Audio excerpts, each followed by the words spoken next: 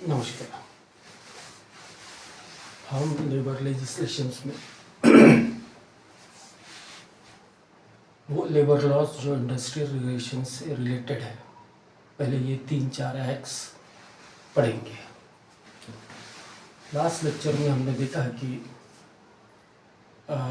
सभी labour laws का provision हमारे देश के संविधान में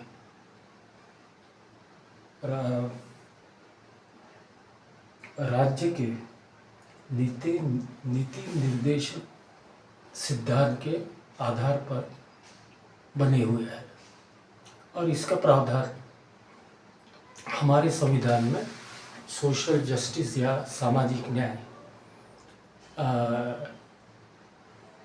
इस टाइटल के अंदर कवर किया गया है। अब इंडस्ट्रियल एम्प्लॉयमेंट में 3-4 जो इंडस्ट्रियल रिलेशंस लॉ है उसमें से industrial employment standing order act ही पहले क्यों लिया गया, इसके ऊपर इसके नेक्स्ट लेक्चर में हम प्रकाश डालेंगे। अब industrial employment standing order act, standing orders क्या होती है? Standing orders means orders in effect, वो सब आदेश जो प्रचलन में है उसको स्टैंडिंग ऑर्डर्स बोलते हैं। हर एक्ट में जब भी लॉ, कोई भी लेजिस्लेशन होगा या कोई भी लॉ होगा, उसका एक ऑब्जेक्ट रहेगा। अब industrial employment standing order act का ऑब्जेक्टिव है to provide for defining in sufficient precision certain condition of employment in industrial establishment. Means ये कायदा सटीक तरीके से कुछ सर्विस कंडीशंस को डिफाइन करता है इंडस्ट्रियल एम्प्लॉयमेंट में। मीन्स जहाँ पे कोई किंतु परंतु नहीं आता है। फिर हर एक्ट में आप पाएंगे कि उस एक्ट का स्कोप क्या है, कहाँ तक उसका फैलाव है, किस किस को वो लागू है।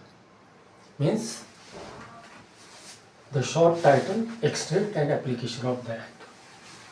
एक्ट का टाइटल है the industrial employment standing order act. कहाँ तक फैलाव है इसका? तो पूरे भारतवर्ष में, पूरे भारतवर्ष में जितनी भी इंडस्ट्रीज है उसको स्टैंडिंग ऑर्डर एक्ट लगता है। पर कौन सी इंडस्ट्रीज? वो सब इंडस्ट्रीज या वो सब एस्टेब्लिशमेंट, इंडस्ट्री से ज़्यादा एस्टेब्लिशमेंट, क्योंकि अपन ने इंडस्ट्रियल रिलेशन में इंडस्ट्री की डेफिनेशन देखी। इंडस्ट्री एक बहुत बड़ा डोमेन हो जाता है। तो वो सब इंडस्ट्रियल एस्टेब्लिशमेंट मीन्स जब एक्ट लागू होता है तो वो सब इंडस्ट्रियल एस्टेब्लिशमेंट जिसमें पिछले 12 महीने में औसत हर रोज 100 लोग एम्प्लॉय किए गए हो। मीन जहाँ पे 100 लोग या 100 से ज़्यादा लोग एम्प्लॉय किए गए हैं वहीं पे ही स्टैंडिंग ऑर्डर एक्ट लगता है।